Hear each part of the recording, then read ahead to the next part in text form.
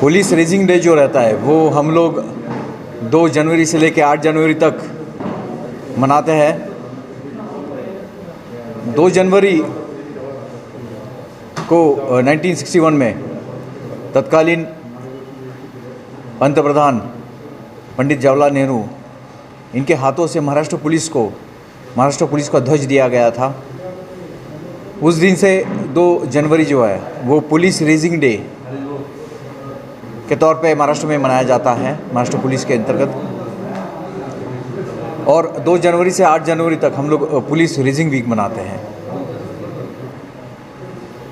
उस raising week के संदर्भ में हमने जो महत्वपूर्ण गुने हमने डिटेक्ट किए थे, जिसमें आरोपियों से मुद्देमाल पुलिस ने जब्त किया था, उसमें से करीबन 1 करोड़ के आसपास का मुद्देमाल जो है वो हमने लोगों को वापस दिया है माननीय कोर्ट के आदेश प्राप्त करने के बाद।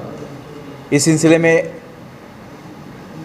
मालेगांव में जो छावनी पुलिस स्टेशन थी, वहाँ के गुने के संदर्भ में मुद्देमाल चांदवड़ पुलिस स्टेशन के सिलसिले में, किला पुलिस स्टेशन, जायखेड़ा पुलिस स्टेशन और इतर पुलिस स्टेशन के सिलसिले में हमने मुद्देमाल जो है वो आज पुलिस रेजिंग वीक के संदर्भ में जो फिरियादी रहे जिनके ये यहाँ पे चोरियाँ हुई थी उनको वापस दिया है। पुलिस रेजिंग वीक का एक मुख्य उद्देश्य जो हमारे है उसमें से एक मुख्य है कि जो पुलिस और पब्लिक के बीच में जो दरार है वो कम करना है।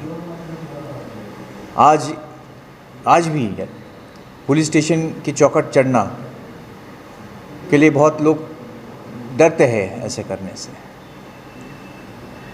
एक हमारा उद्देश्य ये है कि पुलिस और पब्लिक के बीच में दरार जो है वो कम हो जाए, क्योंकि हर पब्लिक के व्यक्ति में कहीं ना कहीं तो एक पुलिस वाला छुपा होता है। आप अपने आसपास में कहीं कुछ गलत देखते हैं तो आपके मन में एक ख्याल आता है कि नहीं, ऐसा नहीं होना चाहिए। वो क्यों?